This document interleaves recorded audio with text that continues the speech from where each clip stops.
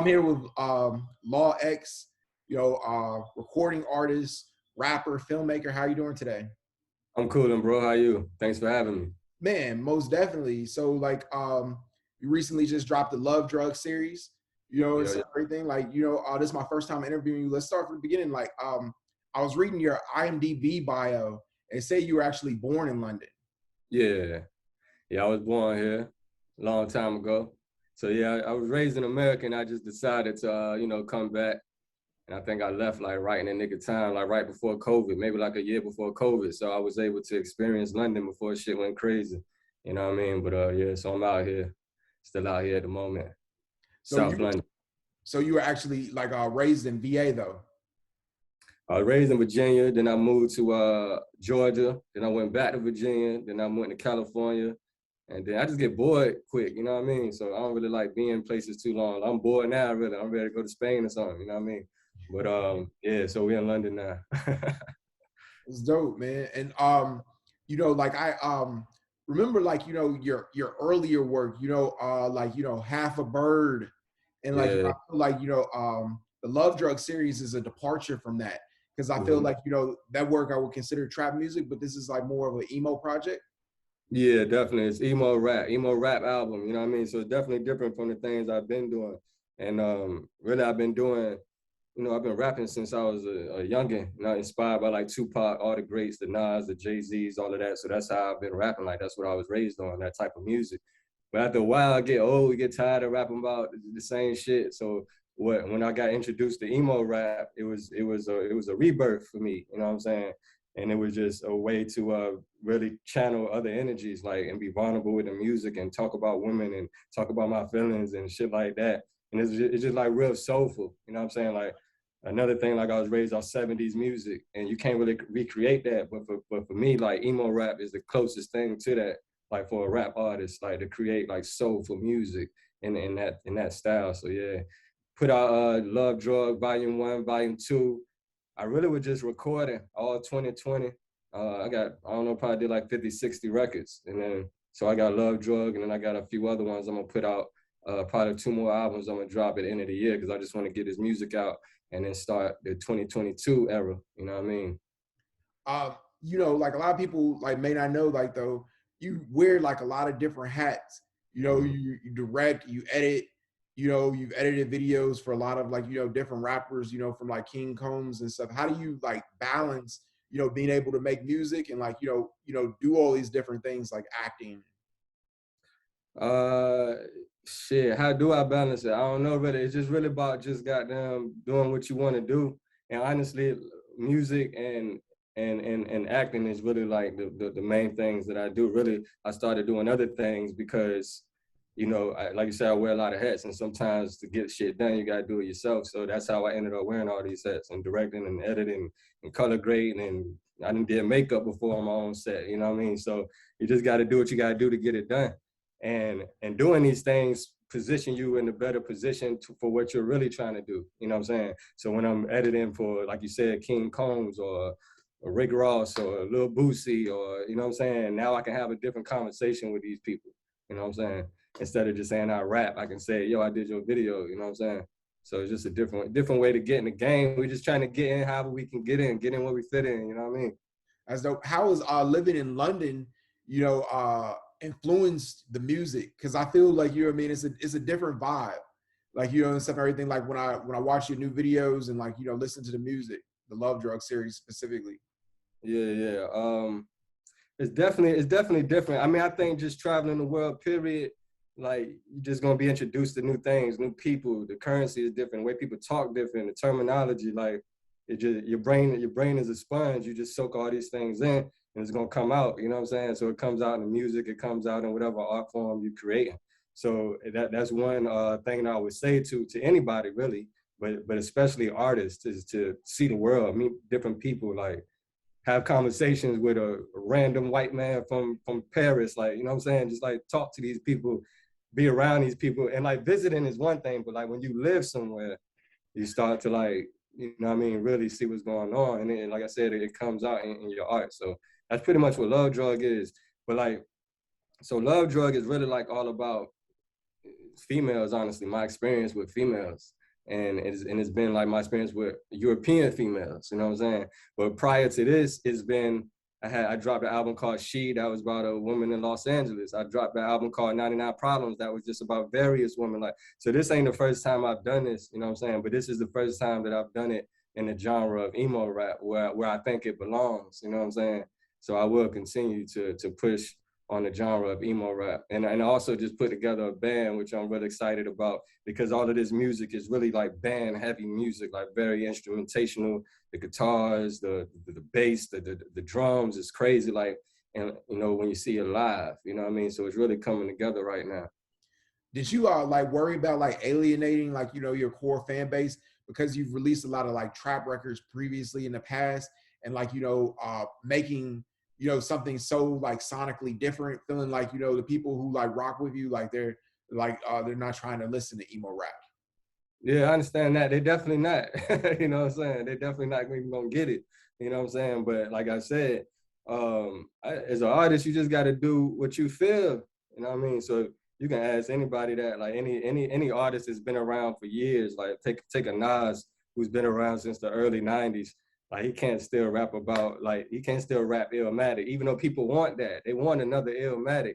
But we in 2021, an artist going to evolve. Like I can't evolve making the same music, but the thing is, I can still do that. So I can turn that channel on too, and I am doing that. I have a album dropping called Glitter Man, where I give you that street shit, that trap shit, and it's enhanced and advanced at this point. I'm gonna just say that. You know what I mean?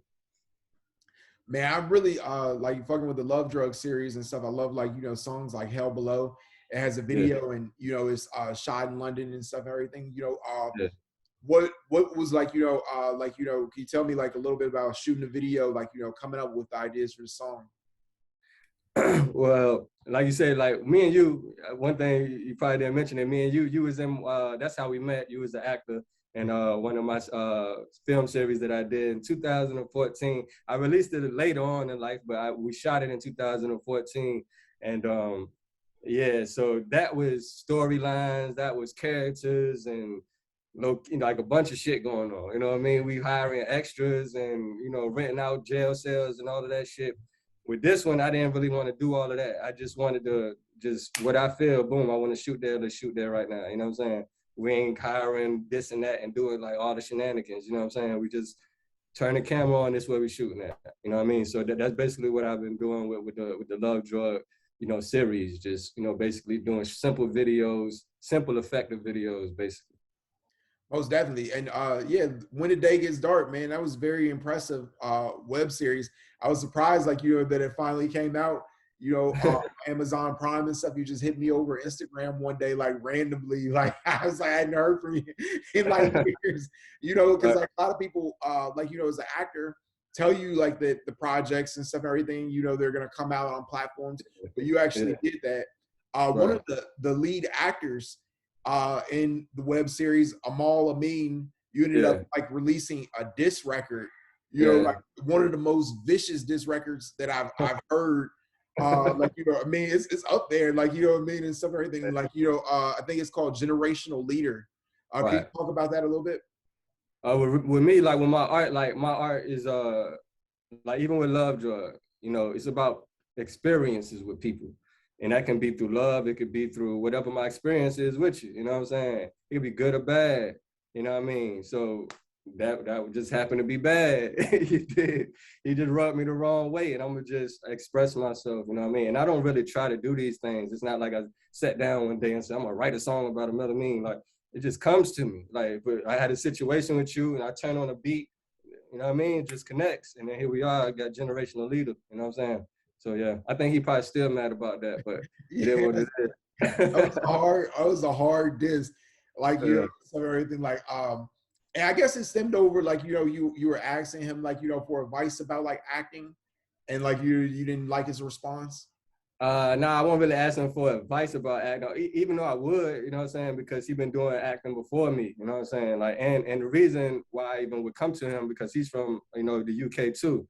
So I would ask him things about the London, you know, experience, just period, you know what I'm saying? Because you from here, we got mutual friends, we from the same place, you know what I mean? So long story short, man, I just like some people get on and they lose sight of what's real, you know what I'm saying? And like especially with actors, you know what I'm saying? They get their head blown up. But think about it, like there's a lot of actors that came out in the 90s that were big, in this movie, that movie, this movie.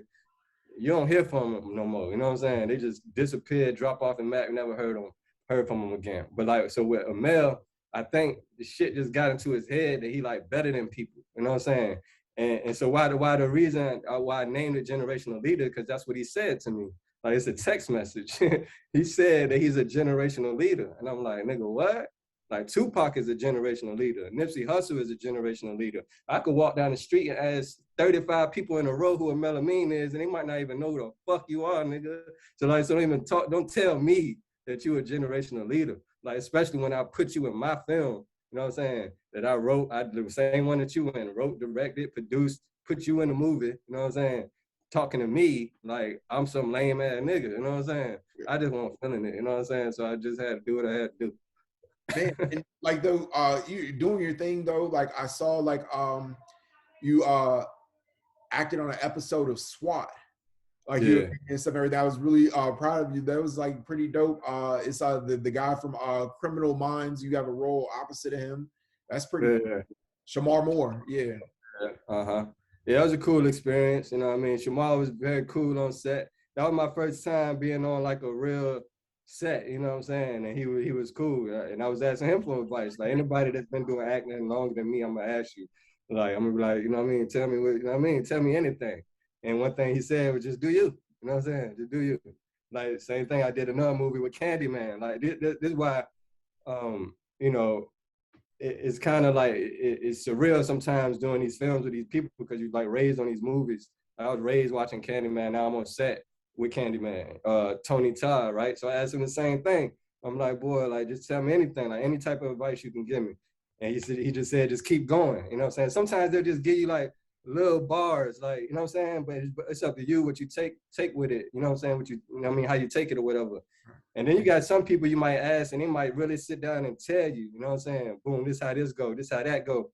And at this point, I got my own stories, you know what I'm saying? Because this acting shit is not easy. Like, it's not easy getting on TV. It's not easy. Like, a lot of people don't know, like, getting past the casting director is one stage. Everybody think they need to please the casting director, and it's true.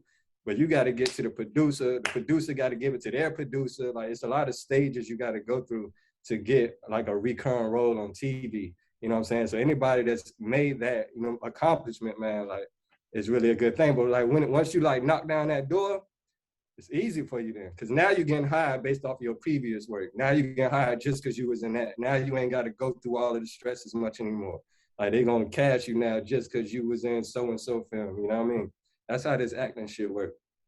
Right. Yeah. It's the importance of like, you know, having an audience. I don't think like a lot of people like necessarily like realize that, like, you know, if you show up for an audition and no one's ever heard of you, like, you know, you could be the greatest actor in the world, but like, you know, you're gonna go with the person and stuff and everything who has an audience, you know, who like they're gonna the most likely work with and stuff and everything. Man, back though to the Love Drug series, man, I really love, you know, like the drugs like references, you know, and stuff and everything, like, you know, songs like Still Faded, like, you know, and stuff and everything. Are you like, you know, really like, you know, experimenting with drugs over there in the UK?